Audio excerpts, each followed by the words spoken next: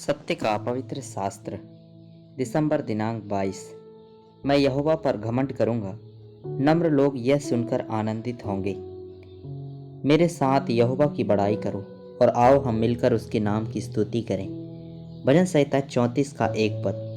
प्रभु यहोवा पर घमंड करना यानी कि कोई सांसारिक घमंड जैसा अहंकार की बात नहीं है, पर यह तो उसको और उसके पराक्रम को जानना और उसके अभिमानी होना तथा उसके सामर्थ और अधिकार के द्वारा से अपने जीवन में एक बहुत बड़ा छुटकारा पाने का आनंद हमारे जीवन में होने से आता है।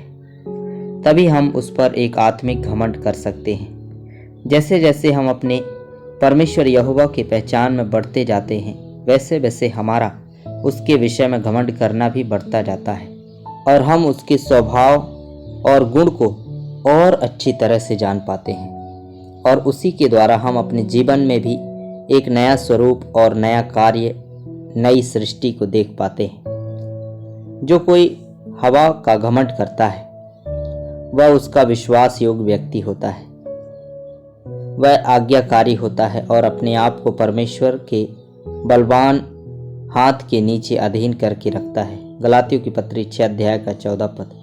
पर ऐसा ना हो कि मैं और किसी बात का घमंड करूं, केवल हमारे प्रभु यीशु मसीह के क्रूस का, जिसके द्वारा संसार मेरी दृष्टि में और मैं संसार की दृष्टि में क्रूस पर चढ़ाया गया हूं।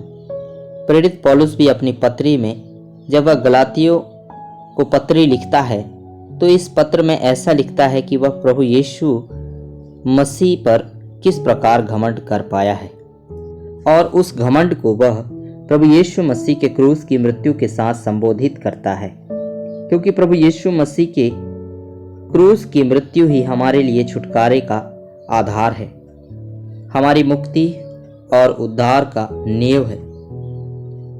प्रभु यीशु मसीह का क्रूस का मृत्यु हमारे अंदर दोहरा काम करता है। सबसे प्रथम तो वह हमारे अंदर प्रभु यीशु मसीह के उस स्वर्गीय और सच्ची प्रेम को प्रकट करता है। द्वितीय, वह हमारे अंदर एक नई सृष्टि का काम आरंभ करता है।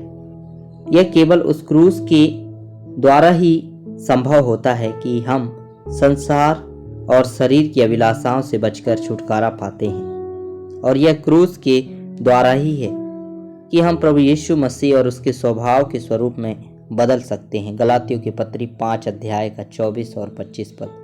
और जो मसीह यीशु के हैं, उन्होंने शरीर को उसकी लालसाओं और अभिलाषाओं समेत क्रूस पर चढ़ा दिया है।